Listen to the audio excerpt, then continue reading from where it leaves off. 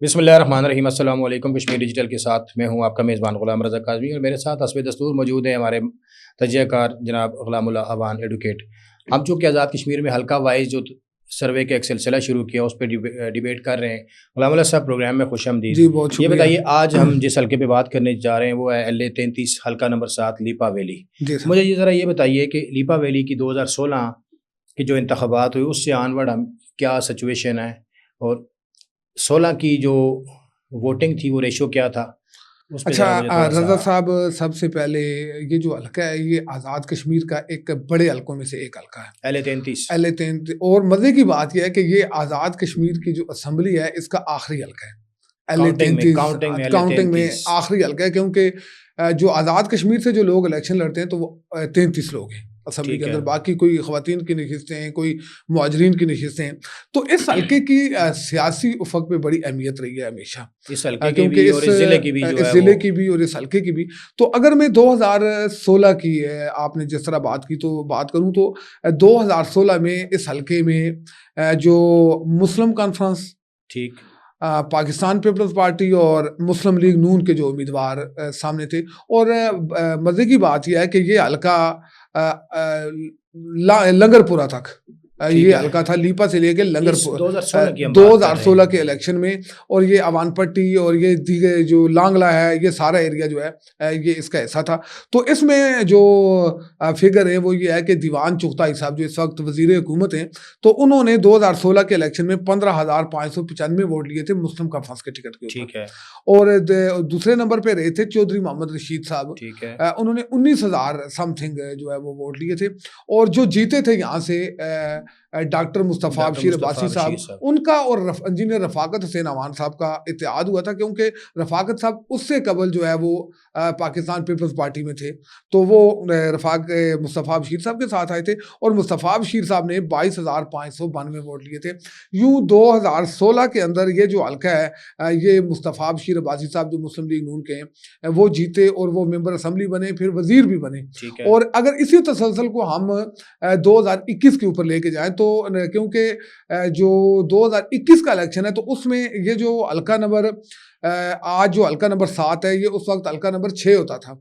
ये जो 7 और 6 में डिफरेंस है ये हल्का बंदियों के बाद हल्का बना था। बंदियों के बाद हुआ। और यूं ठीक ये है। हुआ कि जो हल्का नंबर 5 की 3 से 4 यूनियन कौंसल थी जो उस वक्त उससे कबल ठीक वो है। हल्का नंबर 5 का ऐसा होता थी जो आज हल्का नंबर 6 है। 6 कंसीडर। तो उसकी यूनियन कौंसिल्स को उठा के हल्का नंबर जो साबका 6 है 6 तो के साथ। उसकी यूनियन कौंसिल्स के साथ लगा के हल्का नंबर 7 बनाया गया। यूं फायदे के एतबार से एक नया हल्का नंबर 4 डेवलप हुआ। लेकिन हल्का लीपा जो है वो नई 4 यूनियन कौंसिल्स के साथ मिलके हल्का लीपा कहलाया। तो उसमें जो इलेक्शन हुआ, वो कौन-कौन सी यूनियन काउंसिल्स यूनियन हैं, ये हमारे कौंसल नाज़रीन को गुजर बांडी है, यूनियन कौंसल नरदजियां है, यूनियन कौंसल है चकामा है, चकामा है, पाल यूनियन है। कौंसल पाल है। ठीक ये है। 4 यूनियन कौंसल जो नई जो यूनियन हल्का हल्का लीपा है बंदियों में उसमें बनी। ये 4 शामिल हुए। हम 2021 के इलेक्शन की बात करें तो ठीक है। शौकत जावेद मीर साहब पाकिस्तान पीपल्स पार्टी पीपल्स पार्टी के वो उम्मीदवार थे। के उम्मीदवार थे। तो इन्होंने 5,778 वोट लिए और इनका तल्लक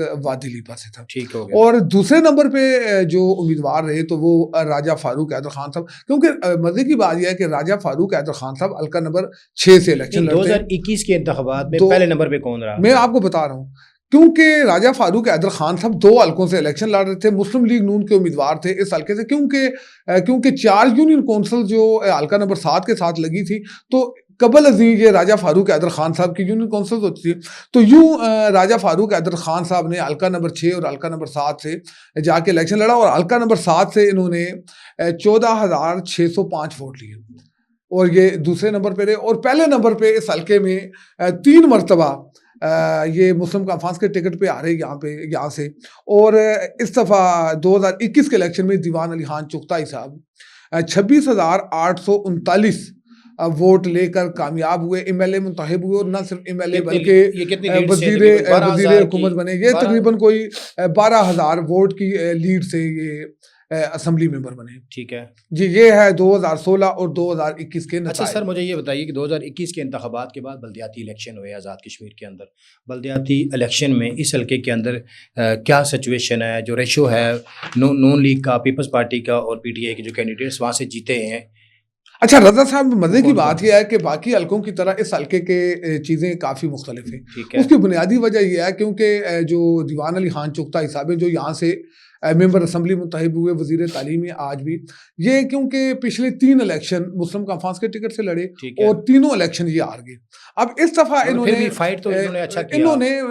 इन्होंने जो है वो 2021 के इलेक्शन में पाकिस्तान तहरीक इंसाफ के टिकट से इलेक्शन लड़ा, क्योंकि इनको मालूम था कि अगर ये मुस्लिम कॉन्फ्रेंस के टिकट पे इलेक्शन लड़ते हैं या ये आज़ाद हैसियत में इलेक्शन में जाते हैं, तो क्योंकि लोगों का जो पारा है वो काफ़ी हाई हो चुका हुआ है, तो यकीनी तौर पर इनका जो वोट बैंक है जो 15,000 तक पहुंचा था, ये नीचे गिर के 10,000, 8,000, 7,000 पे आ जाता अगर ये किसी और जमात में ना जाते। तो यूं इन्होंने पाकिस्तान तहरीक इंसाफ का इंतखाब किया, क्योंकि पाकिस्तान तहरीक इंसाफ उस वक्त हल्का नंबर 7 में ग्रो कर रही थी, बहुत आगे थी, लेकिन उनके पास मजबूत उम्मीदवार यकीनी तौर पे नहीं थे।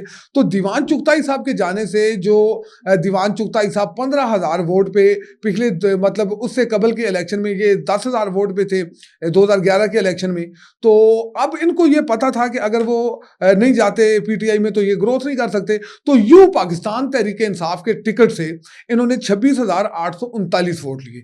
अब क्योंकि अगर ये अब टेक्निकली ये हुआ कि ये इलेक्शन जीतने के बाद, मेंबर असम्बली मुंतखब होने के बाद, वजीर तालीम बनने के बाद, मरात लेने के बाद, अपना जो है ना अपने आप को स्टेबल करने के बाद इन्होंने पाकिस्तान तहरीक इंसाफ छोड़ दी। अब जब मेरा सवाल कोई और था, आप उनको पीटीआई छोड़ने पे बात कर रहे हैं। मेरा सवाल ये था, पहले आप बात मेंबरान है जिला काउंसिल की, मैं आपको वही पार्टी से कौन है? मैं आपको वही बता रहा हूं, जब तक मैं इस चीज की तशरीह नहीं करूंगा, क्योंकि आप पाकिस्तान तहरीक इंसाफ को और दीवान चुगताई को इकट्ठा रख के नहीं बात कर सकते, क्योंकि दीवान चुगताई बल्दियाती इलेक्शन जब हुआ उस वक्त ये सारे पीटीआई में थे नहीं, तो वो तो फिर अगर आप ये बात करेंगे तो फिर मैं तो पाकिस्तान तहरीक इंसाफ के जो मेंबर जिला काउंसिल में तो उनकी बात करूंगा, क्योंकि वो तो दीवान चुगताई साहब तो कोई जमात नहीं थे, उनका कोई टिकट तो था नहीं कि जिस टिकट की बुनियाद पे कोई मेंबर असेंबली बन जाता। वो पाकिस्तान तहरीक इंसाफ के टिकट के ऊपर में जो है ना वो मेंबर जिला पॉलिटिकल फिगर तो वो मैं आपको बताता हूं। तो उसके बाद क्योंकि कहते हैं कि किसी भी पॉलिटिकल पार्टी का अगर आपने कारकर्दगी को देखना है, तो क्योंकि आज़ाद कश्मीर के अंदर जो इलेक्शन हुए थे उसके बाद बल्दियाती इलेक्शन का इनेकाद हुआ। अब बल्दियाती इलेक्शन में जो तनासब रहा, क्योंकि उस वक्त वजीर हुकूमत जो है दीवान चुगताई साहब, वो पाकिस्तान तहरीक इंसाफ में थे। और मैं उसका आपको बता देता हूँ, क्योंकि जो बल्दियाती इलेक्शन है उसमें पाकिस्तान तहरीक इंसाफ ने हल्का नंबर 7 में 10 में से 8 यूनियन कौंसल्स में कामयाबी हासिल की, और कामयाबी का और सिर्फ वादी लीपा की 2 यूनियन कौंसल जो थी वो भी क्योंकि दीवान चुगताई साहब ने एक यूनियन कौंसल में अपने बरादरी के आदमी को जो है वो टिकट जारी किया, जो लोगों का नापसंदीदा आदमी था, लोग नहीं चाहते थे, लेकिन इन्होंने बरादरी की नहीं सुन लेना मेरी बात तो सुन ले, मैं आपको जेन्युइनली बात बता रहा हूँ, वरना कैसे मतलब आप 10 यूनियन कौंसिल में से 8 जीत जाते हैं, और जहाँ पे आपने मतलब तमाम जो बोर्ड बना हुआ था उसकी सिफारिशात को मुस्तरद करते हुए तमाम लोगों की मुखालफत के बावजूद आपने कहा नहीं मेरी बरादरी का बंदा है, मैं तो इसको टिकट दूंगा, आपने दिया और आपका बंदा हार गया। वहाँ पे जो पीटीआई की लोकल लीडरशिप थी ये तो उसकी नायली और नाकामी नहीं, उनकी नहीं थी, क्योंकि जो वहाँ की लोकल लीडरशिप थी तो उन्होंने तो बताया था कि ये बंदा टिकट के लिए किसी भी सूरत में मौजूद बंदा नहीं है, तो इस बंदे के बजाय आप किसी और को टिकट दें, और उसके लिए 5-6 लोग उस वक्त मौजूद थे। और मजे की बात यह है कि ये जिस यूनियन कौंसिल की मैं आपको बात कर रहा हूँ, ये यूनियन कौंसिल लीपा है, और इसमें सबसे ज्यादा इस यूनियन कौंसिल में 6 वार्ड हैं, जिनमें 4 वार्ड जो हैं वो डायरेक्टली अवान कबीले के से मुतल्लक है। जिस तरह लीपा मरकज गांव की बात है तो सबसे जो अक्सरीती जो कबीला है वो अवान कबीला है। जिस तरह बटलियां गांव है एक जो वार्ड है तो वो अवान कबीला है। अगर वार्ड वाइज हम कबीलों को डिस्कस करेंगे बहुत ज्यादा वक्त लग जाएगा। ठीक है, तो अभी ये हुआ कि 10 यूनियन कौंसिल थी, 8 यूनियन कौंसिल जो है वो पाकिस्तान तहरीक इंसाफ ने जीती, और 2 यूनियन कौंसिल, एक पाकिस्तान पीपल्स पार्टी ने और एक मुस्लिम लीग नून के जो उम्मीदवार थे तो वो जीते। यूं तहसील लीपा में पाकिस्तान तहरीक इंसाफ ने 1 यूसी जीती, जबकि बाकी हल्के के अंदर सारी जितनी यूनियन कौंसिल थी तो वो जीत ली। सर ओवरऑल इस वक्त जो मेरे पास फिगर आ रहा है वो तो पीपल्स पार्टी के 3 उम्मीदवार हैं। जी, मैं जिला कौंसिल के जी मैं आपको 3 मेंबर हैं। जी उसी पे जा रहा हूँ। अब जो आपने कहा कि पाकिस्तान पीपल्स पार्टी के 3 उम्मीदवार हैं, तो वो 3 उम्मीदवार ऐसे हैं कि पाकिस्तान मेंबर जिला कौंसिल पाकिस्तान तहरीक इंसाफ, क्योंकि जिस दिन दीवान अली खान चुगताई साहब पाकिस्तान तहरीक इंसाफ से मुनरफ हुए और उन्होंने जब अपना ग्रुप बनाया तो हमारे जो मेंबर यूनियन कौंसिल एक दीवान साहब तो नहीं हुए तकरीबन, ये गालिबन 27 असल में हम हल्का 7 की बात कर रहे हैं ना, हम पूरे आजाद कश्मीर की बात नहीं कर रहे। जब पूरे कश्मीर पे जाएंगे तो किसी एक को टारगेट करेंगे तो फिर वो नहीं, जब हम बात हल्का नंबर 7 की करेंगे तो इनको डिस्कस करेंगे, जब हम आजाद कश्मीर की बात करेंगे तो सारे को करेंगे। तो यूनियन कौंसिल नरदजिया से जो मेंबर जिला कौंसिल थे चौधरी अब्दुल जब्बार साहब, तो क्योंकि ये पाकिस्तान पीपल्स पार्टी में शामिल हो गए तो यूं ये दीवान चुगताई साहब को छोड़ के चले गए थे। और इस वक्त जो क्योंकि अब दीवान चुगताई साहब भी पीपल्स पार्टी में, तो यूं उनकी 3 नशिस्तें नहीं है बल्कि जिन 3 का आप जिक्र कर रहे हैं उससे ज्यादा हैं। अलबत्ता मैं आपको ये बता सकता हूं कि इस वक्त दीवान साहब भी पीपल्स पार्टी में शामिल हो चुके हैं, मैं वही आपको कह रहा हूं। तो अब इनके जो लोग हैं वो भी पीपल्स पार्टी में। अब सवाल ये है कि जो यूनियन कौंसिल थे या जो इलेक्शन था उसमें दीवान चुगताई साहब के हाथ में क्या आया। पहली बात यह है कि दीवान चुगताई साहब मेरे लिए काबिल इज्जत है, हम बायस नहीं है और हम क्योंकि जब तजिया करते हैं तो हमारी कोशिश होती है कि इसको गैर जानबदार तौर पे हम बात करें और हम उन चीजों को सामने लेके आए जो रियलिटी और हकीकत के करीब करीब हों। अब जहां तक यूनियन कौंसिल्स की बात है, क्योंकि दीवान चुगताई साहब जो मुनारफ हो के जमात छोड़ के चले गए, अब सवाल ये पैदा होता है कि 15,000 से 26,000 के वोट पे वो पहुंचे कैसे। अब उसमें आपको मजे की बात बताऊं, ये जो चौधरी अब्दुल जब्बार साहब है नरदजिया से, ये दीवान चुगताई साहब के साथ थे, बाद में ये जो है इनको छोड़ के ये पाकिस्तान पीपल्स पार्टी में शामिल हो गए। अब क्योंकि पीछे से दीवान साहब भी वहां पहुंच गए तो चौधरी अब्दुल जब्बार साहब जो है वो मेरे पास जो इतला आते हैं वो नून लीग के साथ भी राब्ते में और वो आजाद इलेक्शन के बारे में भी सोच रहे हैं। और यूं आपको अगर यूनियन कौंसिल नरदजिया लड़ेंगे इलेक्शन वैसे जब्बार साहब, मुझे तो नहीं लगता। नहीं, मुझे लगता है कि अगर चौधरी रशीद साहब हल्का नंबर 7 में ना गए तो चौधरी अब्दुल जब्बार साहब जो है वो उम्मीदवार होंगे। आपको ये यूनियन कौंसिल नरदजिया की बात बता देता हूँ। यूनियन कौंसिल नरदजिया में दीवान चुगताई साहब जो है वो चौधरी जब्बार साहब को टिकट नहीं देना चाहते थे और लोकल के जितने भी टिकट थे उन्होंने जिन लोगों को दिए तो जब्बार सर सुन लेना पहले, तो उस पूरी यूसी के अंदर जो लोकल के इलेक्शन थे जब्बार साहब ने अपने उम्मीदवार खड़े किए और यूं दीवान चुगताई साहब ने जिन लोगों को टिकट जारी किए, जिनको खड़ा किया, वो सारे लोग हार गए। अब सवाल यह है कि इस वक्त दीवान चुगताई साहब पाकिस्तान पीपल्स पार्टी सारे कैसे आ रहे, वो लोकल वो जब्बार साहब के उम्मीदवारों से आ रहे, वो चौधरी जब्बार साहब के उम्मीदवारों से आ रहे। अब अगर मैं आपको क्या जब्बार साहब की वो पोजीशन अब भी बरकरार है? जी बिल्कुल, मैं आपको उसी तरफ आ रहा हूं कि अब वैसे काम तो उन्होंने बहुत ज्यादा करवाया डेवलपमेंट के भी, बाकी सेक्टर सर मैं आपको बताता हूं, बहुत काम किए वहां पे। सर मैं आपको बताता हूं, इस वक्त क्योंकि दीवान चुगताई साहब मुनारफ होकर पीपल्स पार्टी में चले गए तो यूं मैं आपको ये बता सकता हूं कि जो लोग दीवान चुगताई साहब के साथ थे जो अब नहीं है, मैं उनको जरा डिस्कस कर लेता हूँ आपके सामने। बताता हूँ आपको, यूनियन कौंसिल नरदजिया से चौधरी अब्दुल जब्बार साहब जो हैं ये दीवान चुगताई साहब के साथ नहीं है, पीपल्स पार्टी के साथ तो है ना? नहीं, पीपल्स पार्टी के साथ भी नहीं है। ये इनकी स्टेटमेंट रात को इन्होंने स्टेटमेंट दिया, इन्होंने कहा जी कि मैं मैदान में मौजूद हूँ, मैं किसी ऐसे शख्स को जिसने हमें धोखा दिया, जिसने हमें हमारे साथ फ्रॉड किया, जिसने हमसे वोट लिए और आके अपने हल्के के अंदर बरादरीइज्म को प्रमोट किया, हम ऐसे शख्स के साथ नहीं चल सकते। तो लिहाजा ये चौधरी अब्दुल जब्बार साहब ने कहा, उनकी स्टेटमेंट है और रिकॉर्ड कैसा है। तो ये क्योंकि जो गुज़श्ता इलेक्शन है तो ये गुजर कम्युनिटी जो हल्का नंबर 7 की सबसे बड़ी कम्युनिटी है तो उसकी को रिप्रेजेंट करते थे और यूं चौधरी अब्दुल जब्बार साहब की सूरत में जो दीवान साहब के पास एक हथियार था तो वो अब क्योंकि जो है वो इनके साथ नहीं है। और दूसरा मैं आपको बताऊं मजे की बात, सबसे अहम बात, यूनियन कौंसिल गोराबाद, क्योंकि ये वजीर हुकूमत जो है दीवान अली खान चुगताई साहब, ये उनकी आबाई यूनियन कौंसिल है और ये वो वाली यूनियन कौंसिल है कि जिसने हमेशा दीवान चुगताई साहब के हक में जो नताज दिए हैं, ऐसे नताज का कोई सोच भी नहीं सकता। बल्कि यहाँ तक कि जो गोराबाद गाँव है तो वहाँ किसी पार्टी का या किसी शख्स का पोलिंग एजेंट कभी नहीं बैठा, ना इन्होंने बैठने दिया। तो इस दफा वहाँ से जो मेंबर जिला कौंसिल है फैसल मुगल साहब, क्यों नहीं बैठा था? ये इतने बड़े बदमाश हैं वहाँ पे? नहीं, बदमाश नहीं है, क्योंकि ये सारे लोग दीवान चुगताई साहब के साथ। अच्छा, दीवान चुगताई, अब क्योंकि दीवान चुगताई साहब ने जो अपनी छुरी फेरी है तो वो बहुत सारे लोग कहते हैं कि इन्होंने मुगलों को नवाजा। मैं इस बात पर यकीन नहीं करता, मैं हमेशा इस बात की मुखालिफ। उन्होंने मुगलों में से मखसूस जो ग्रुप है, मखसूस मुगल है, सुपीरियर मुगल जो हैं,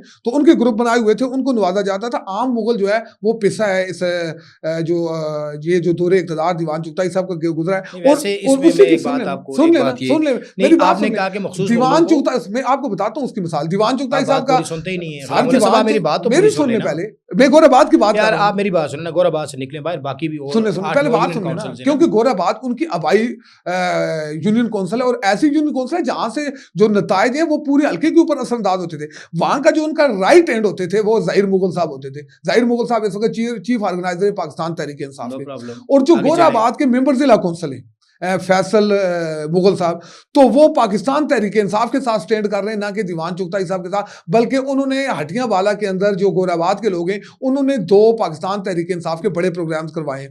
और अगली आपको मजे की बात बता दूं कि यहाँ से जो यूनियन काउंसिल गोराबाद से चेयरमैन मुंतखब हुई खातून है कामरान कमल कियानी साहिबा, तो वो भी इस वक्त पाकिस्तान तहरीक इंसाफ के साथ है, ना कि दीवान अली खान चुगताई साहब की। और अगर हम चले जाएं यूनियन काउंसिल मैग्नेट की तरफ, तो वहां पे जो मेंबर जिला काउंसिल हैं चौधरी अल्ताफ साहब और उनके जो राइट हैंड है चौधरी जहीर साहब, तो ये वो लोग हैं कि जो पाकिस्तान तहरीक इंसाफ के साथ स्टैंड कर रहे हैं, ना कि दीवान चुगताई साहब के साथ। वहां से अगर हम आगे जाएं तो यूनियन काउंसिल लमनिया के अंदर जो मकरेट वाले वो जहीर साहब पीपल्स पार्टी में शामिल नहीं पीपल्स पार्टी में साहब के खास आदमी, नहीं पीपल्स पार्टी में शामिल नहीं हुए, बल्कि जवार साहब के खास आदमी जी चौधरी जवार साहब के खास आदमी है, तो पीपल्स पार्टी में वो यकीनी तौर पे अभी तक शामिल नहीं हुए। और जबकि उनका जो बेटा है बड़ा बेटा है वो पाकिस्तान तहरीक इंसाफ हल्का नंबर 7 का जो है वो जनरल सेक्रेटरी है। और अगली आपको बताऊं, क्योंकि आगे जाके यूनियन काउंसिल लमनिया बनती है। लमनिया में यूनियन काउंसिल में ख्वाजा एहसन शौकत साहब जो है वो मेंबर जिला काउंसिल है। अब यूं अगर तस्वीरों को देखें, तस्वीरों को देखें, अलबत्ता उनके बारे में ये है कि वो दीवान चुगताई साहब के ठेकों के पार्टनर हैं, उनके पार्टनर हैं उनके। चलो उनके साथ सुन लेना, पहले बात सुन ले। तो उसकी वजह से उनकी आपस में कुर्बत भी है, तलक भी है, लेकिन ऐसा पर्सनल नहीं हो रहा। अगली बात तो सुन, पहले आप बात सुनेंगे। अब जो एहसन शौकत साहब हैं तो वो मेंबर जिला काउंसिल हैं और वो इस वक्त पाकिस्तान तहरीक इंसाफ के ओहदेदार हैं यूथ के। अब उनका भी ये कंफर्म नहीं है कि ये दीवान चुगताई साहब के साथ स्टैंड करेंगे या नहीं करेंगे। और अगर हम चकामा के बारे में मुझे ज्यादा इंफॉर्मेशन नहीं है, तो वहाँ पे अगर हम लीपा तहसील लीपा की बात करते हैं, ठीक है, तहसील लीपा के अंदर पसंदीदा इलाके में नहीं, तहसील लीपा की बात करते हैं, तो वहां पे पाकिस्तान तहरीक इंसाफ या दीवान चुगताई साहब जैसे भी समझ लें, तो 3 यूनियन काउंसिल हैं। तो एक यूनियन काउंसिल से चौधरी जफर शाहीन साहब जो है वो इलेक्शन जीते। और अगर आपको मजे की बात बताऊं तो वो यूनियन काउंसिल बनामूला से जीते। और यूनियन काउंसिल बनामूला जो है ये गुज्जर कबीले की जो वहाँ पे अक्सरियत है, और वहाँ पे जफर शाहीन साहब के साथ किसी पार्टी का टिकट उनके पास होता या ना होता, उन्होंने जीत जाना था। तो लिहाजा हम ये नहीं कह सकते कि ये पीटीआई ने जीती या दीवान चुगताई साहब ने जीती, ये जफर शाहीन साहब की यूनियन काउंसिल थी, उन्होंने जीती अपने दाम पे। और दूसरी दो यूनियन काउंसिल हैं तो वो एक पाकिस्तान पीपल्स पार्टी ने बशीर आलम अवान साहब की सूरत में जीती, और दूसरी नोकोट वाली अब्दुल अजीज बदन अवान साहब की सूरत में जो है वो मुस्लिम लीग नून ने जीती। यूं आपको मजे की बात बताऊं कि हल्का नंबर 7 तहसील लीपा के अंदर 2 यूनियन काउंसिल जो हैं वो अवान कबीले के लोग जीत के, एक पीपल्स पार्टी से, एक नून से। और जो यूनियन काउंसिल है, यूनियन काउंसिल बनामूला, जहां से जफर शाहीन साहब जो है वो इलेक्शन जीते, तो वहां पे अवान कबीले के 3 उम्मीदवार खड़े थे, एक रफाकत हसैन अवान साहब, एक जावेद अख्तर अवान साहब और एक मलक परवेज अवान साहब। इसका सिंपल सा आपको छोटी सी बात बता दूं, जो जफर शाहीन साहब का इलेक्शन है तो मलक परवेज साहब जो है वो 60 वोट से आ रहे जफर शाहीन साहब से, ठीक है। अब 3 उम्मीदवार एक कबीले के होने के बावजूद 60 जो वोट है उनसे आ रहा। मैं समझता हूँ कि जो इनकी पॉलिसियां हैं वो शिकस्त, बेसिकली जो तहसील लीपा के अंदर सियासी शऊर है, तो वो शिकस्त जो है वो इनकी पॉलिसीज के ऊपर गई, इनके काम की वजह से गई। और इन्होंने जो इलाकाई तसब किया, लोगों को गिराया, अपने लोगों को भर्ती किया, अपने लोगों को के कहने पे लोगों को परेशान किया जगरी तबादलों के नाम पे। अभी आप कह रहे थे वो बरादरीज़म नहीं, मैंने बरादरीज़म की आपको तारीफ करके दी है कि वो बरादरीज़म किस लेवल का बरादरीज़म करते हैं। अब अगर आ जाए हम आज़ाद कश्मीर की सियासत में कि आइंदा इलेक्शन के लिए इनकी क्या स्ट्रेटजी, आगे आप छोड़ गए गुजरबांडी को भी, हाँ गुजरबांडी में उनके राइट हैंड है जी तैयब मंजूर कियानी साहब, चेयरमैन जिला काउंसिल हैं। तो ये यूनियन काउंसिल, हाँ, इनकी वजह से, तैयब मंजूर कियानी साहब की वजह से यूनियन काउंसिल जो गुजरबांडी है दीवान चुगताई के हाथ से बिल्कुल निकल चुकी हुई है। इनको वैसे में वहां से यूनियन काउंसिल जो सुन लेना, आप वो भी पीपल्स पार्टी में आ चुके हैं, मेरा पीपल्स पार्टी की एक मजबूत मेरा आपका तजिया अपनी जगह पे है, मेरे भी इसके अंदर कमेंट्स नहीं। सुन ले, पहले मेरी बात सुन ले, उसके बाद आप कर लें इनकी वजह से, तैयब ठीक है। मंजूर कियानी साहब की वजह से, यूनियन कौंसिल गुजरबांडी ये फारग हो गए। ये दीवान आपके कहने का चुगताई ये साहब है। आपको मुस्तकबल में यहाँ से उनकी जो पोजीशन है वो कुछ और आपको सर इनकी मिलेगी। वजह से आप ये तो कह सकते हैं कि पीटीआई वहां से फारग हो गई। नहीं, पीटीआई तो पीपल्स पार्टी का तो वहां बड़ा वोट बैंक है, अगर आपके नोटिस में हो। नहीं, अगर आपके नोटिस में हो, क्योंकि लोगों ने अब, क्योंकि आज़ाद कश्मीर के अंदर नजरियात नाम की कोई चीज़ नहीं है। जी। मैंने मुख्तलिफ प्रोग्राम में भी कहा है, क्योंकि अगर नजरियात की बात होती तो मुजाहिद अव्वल का कारकुन आज जुल्फकार अली भट्टो की जमात के टिकट को उम्मीदवार ना होता। गुलामुल्लाह साहब, ये जरदारी साहब की नहीं, पीपल्स जेन्युइन पार्टी बात है, है ना। जरदारी साहब की पीपल्स जेन्युइन पार्टी बात ऊपर है। से तो एक फिर हुक्म आप आना है, लोगों ने वोट देने तो दीवान फिर खान को। आपने ये तो नहीं कह सकते कि ये नजरियात की बुनियाद पे जाके पीपल्स पार्टी के नजरियाती लोग वहां पे, जो पीपल्स पार्टी के नजरियाती लोग हैं, वो कम से कम दीवान अली खान चुगताई को वोट नहीं देंगे, क्योंकि दीवान अली खान चुगताई ने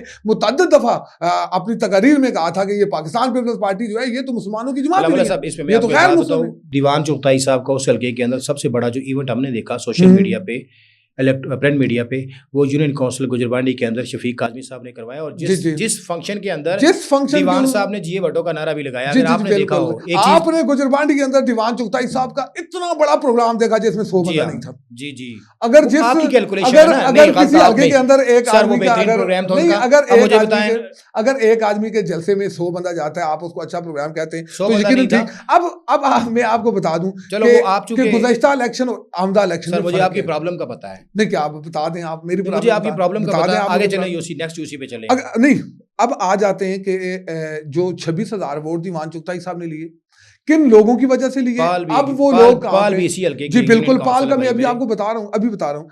यूनियन काउंसिल पाल से इनके साथ जो मुंसलिक हुए थे, जो पहले इनके साथ कभी नहीं थे, मेजर गुलजमान साहब और ठीक मलक है। इसहाक साहब। जी, अब ये दो लोग शामिल हुए तो यूनियन काउंसिल पाल जो है वो दीवान चुगताई साहब जीते। नरदजिया से चौधरी अब्दुल जब्बार साहब पीपल्स पार्टी में हुआ करते थे, वो इनके साथ जुड़े तो ये जीते। लमनिया से जो साहबजादगान हैं तो वो दीवान चुगताई साहब के साथ जीते, तो वो जुड़े तो वो जीते, साहबजादा अनवर साहब वगैरह और ये दीगर लोग। और जो वादी लिपा मोजी यूनियन काउंसिल उसे जावेद असद साहब वाला ग्रुप और जफर शाहीन साहब वाला ग्रुप, ये जुड़े तो ये सारी बातों से हाँ। इत्तेफाक अब आते हैं आमदा इंतखाबात की। अब सवाल नहीं, पहले सवाल यह है कि इंतखाबात जी ठीक है, होने जा रहे हैं, ठीक है, गालबन जुलाई में होंगे, अल्लाह करे कि इंतखाबात वक्त पर हों। वक्त पर हो। क्या उस हल्के में किस किस का मुकाबला देखते हैं आप? राजा फारूक हैदर खान या इंजीनियर रफाकत हुसैन अवान बमुकाबला दीवान चुगताई, इनमें से अच्छा, रजा काज़मी साहब, असल बात यह है कि इस वक्त तक हल्का नंबर 7 के अंदर यही कंफर्म नहीं हुआ कैंडिडेट कि कौन उम्मीदवार होगा, मुस्लिम लीग नून का कौन होगा, ठीक है। पाकिस्तान तहरीक इंसाफ का तो किसी हद तक कंफर्म है, तो पीपल्स पार्टी के तो यकीनी तौर पे दीवान अली खान चुगताई साहब मौजूद हैं। और शौकत जावेद मीर साहब ने ऐलान कर दिया कि मैं दीवान अली खान चुगताई साहब की बियत करता हूँ। मैं तो 6 महीने पहले से दीवान चुगताई साहब की तारीफें लोगों के सामने करता था, क्योंकि मुझे पता था ये शौकत जावेद मीर साहब ने लीपा में एक प्रोग्राम के अंदर कहा। अच्छा, तो अब क्योंकि वो सरेंडर कर चुके हैं, उन्होंने लीपा के लोगों ने 2 दफ़ा अपने लोगों को मुंतखब करके असम्बली के लिए बैसियती उम्मीदवार भेजा। एक ने 18वां ग्रेड लेके सरेंडर कर दिया था अली खान साहब के सामने, और दूसरे ने 20वां ग्रेड लेके जो है वो सरेंडर कर दिया दीवान चुगताई साहब के सामने। ऐसी बात नहीं, उन पे पार्टी ने देखें गुलाम साहब, पार्टी की मर्जी की आदत। शौकत जावेद मीर साहब ने जो 6,000 वोट लिया था वो पाकिस्तान पीपल्स पार्टी का वोट नहीं था, वो वादी लीपा के लोगों का वोट था। वादी लीपा के पाकिस्तान पीपल्स पार्टी का वोट था, और तो पीपल्स पार्टी का सुन लेना, गुलाम साहब, अगर पीपल्स पार्टी का वोट था और उनका जाती तल्लुक पे भी वोट था, सुन ले, अगर पाकिस्तान पीपल्स पार्टी का वोट था, वादी लीपा की 3 तहसीलों से शौकत जावेद मीर साहब जो है वो 4700 वोट लेके आते हैं। यहाँ से 8 यूनियन काउंसिल और 1 पटवार में शौकत जावेद मीर साहब को 900 कोई वोट मिलते, तो आप क्या कहते हैं? ये पाकिस्तान पीपल्स पार्टी का वोट था। एक बात आपकी बार लीपा सरकार के बारे में शौकत जावेद मीर साहब को 6,000 वोट। आपको आजाद कश्मीर में पाकिस्तान पीपल्स पार्टी के अंदर शौकत जावेद मीर जैसा कोई और दूसरा सियासी कारकुन मिलता है? नहीं मिलता। बहुत अच्छा सियासी कारकुन है, बहुत अच्छा इंसान। अगर मर्कजी की आदत ने शौकत जावेद मीर साहब को प्राइम मिनिस्टर का स्पोक्समैन बनाया, तर्जमान बनाया, हुकूमत एतमाद किया, मैं वो बात ही नहीं करता। मैं ये कहता हूं तो फिर शौकत जावेद मीर साहब ने जो अपने जो उनका इलेक्शन था उसमें जो बयानिया क्रिएट किया था कि गोराबाद से गुजरते हुए गोराबाद के लोगों ने हमें पत्थर दिए, पत्थर मारे, सुने ना कि लीपा के लोगों को नाम दे के गालियां दी, तो लिहाजा लीपा के लोगों आप दीवान चुगताई साहब का साथ ना दो, लोग रातों रात जो है ना दीवान चुगताई को छोड़ के शौकत मीर साहब के साथ चले गए। उस पे खड़ा रहते हुए उनको फिर ये नहीं कहना चाहिए था कि मैं दीवान चुगताई की बियत कर चुका हूँ। तो यहाँ तक आप कहते हैं कि आमदा इलेक्शन की जो बात है, आमदा इलेक्शन में मेरे पॉइंट ऑफ व्यू से, क्योंकि पाकिस्तान मुस्लिम लीग नून पाकिस्तान के कारकुन ने फरीद खान साहब, पाकिस्तान पीपल्स पार्टी का जो टिकट है तो वो दीवान चुगताई साहब कंफर्म है। जी हाँ, इसमें कोई अबाम नहीं है, मुझे भी और आपको भी। बिल्कुल। पाकिस्तान तहरीक इंसाफ के अंसर पीरजादा साहब जो हैं, अभी पार्लिमानी बोर्ड ने टिकट जारी करना है ना? जारी करना है, क्योंकि आपको तो पहले पता चल जाता है ना कि हल्के के अंदर कौन काम कर रहा है, कौन नहीं काम कर रहा है। अभी तक कोई उम्मीदवार दूसरा सामने आया भी नहीं है। तो अंसर पीरजादा साहब मेरे ख्याल में उनका टिकट कंफर्म है पाकिस्तान तहरीक इंसाफ का। अलबत्ता मुस्लिम लीग नून के टिकट का तयन होना बाकी है। इस हवाले से इसमें क्योंकि जो इंजीनियर रफाकत हुसैन अवान साहब, उन्होंने भी गुज़श्ता दिनों हल्के का दौरा किया और पूरे हल्के में घूम फिर के आए, लोगों से मुशावरत भी की, तो वो भी इस वक्त बहसीयत उम्मीदवार वहाँ मौजूद हैं। फरीद खान साहब बेहतरीन इंसान, एक बहुत अच्छे इंसान, मैंने हमेशा उनको लोगों को इज्जत देते हुए देखा, मैंने हमेशा उनको लोगों का दुख अपने दिल में महसूस करते हुए देखा, वो भी इस वक्त बहसीयत उम्मीदवार मौजूद हैं। उसके अलावा जो है वो जो लियाकत अली साहब हैं, लियाकत अली अवान साहब, वो भी बैसीत उम्मीदवार मौजूद हैं। लेकिन इन सब के दरमियान में राजा फारूक हैदर साहब अभी तक इस बात के ऊपर खड़े हैं कि मैंने जो है वो हल्का नंबर 7 से इलेक्शन लड़ना है। और मेरे पास जो खबर है वो खबर यह है कि चौधरी मोहम्मद रशीद साहब के 90% मामला जो हैं अभी वो मुस्लिम लीग नून के साथ तय हो चुकी हैं। अब जो अगर आप आइंदा इलेक्शन की अगर बात करें तो आइंदा इलेक्शन मेरे पॉइंट ऑफ व्यू से अगर इमरान खान साहब बाहर नहीं आते तो पाकिस्तान तहरीक इंसाफ तो उस तरह मुकाबला नहीं कर सकेगी। फिर डिपेंड करता है कि मुस्लिम लीग नून तहरीक इंसाफ के में यहाँ मुस्लिम लीग जी 12 ग्रुप बने हुए, उस हल्के में भी तहरीक नहीं, उसमें हल्के में एक ग्रुप है जिसका नाम अंसर पीरजादा, और कौन से ग्रुप है? कोई भी ग्रुप नहीं है, कहीं भी आपको ग्रुप नजर नहीं आता। अगर आता है तो किसी 1-2 ग्रुपों के नाम बता दें आप मुझे, तो कहीं भी नहीं है। तो अलबत्ता यह है कि मुस्लिम लीग नून का जो टिकट है ये मैटर करता है कि वो किसको मिलता है और कौन जाके। अगर बाय द वे हम एग्जामिन करते हैं कि फारूक हैदर साहब का और दीवान साहब का मुकाबला होता है या इंजीनियर रफाकत अवान का, देन आप क्या पोजीशन देखते हैं? नहीं, मैं मतलब अगर रफाकत अवान साहब और दीवान साहब का मुकाबला होता है, मैं ये समझता हूँ कि क्योंकि दीवान जो इंजीनियर रफाकत हुसैन अवान साहब हैं, इससे कबल भी वो दीवान चुगताई साहब का सामना कर चुके हुए हैं, क्योंकि 300 वोट से वो हारे थे दीवान चुगताई साहब से। तो अब क्योंकि मुस्लिम लीग नून ने जो हल्का नंबर 7 है उससे 14,000 से ज्यादा वोट लिए हुए हैं। तो जबकि जो अवान कबीला है तो वो हल्का नंबर 7 का दूसरा बड़ा कबीला है।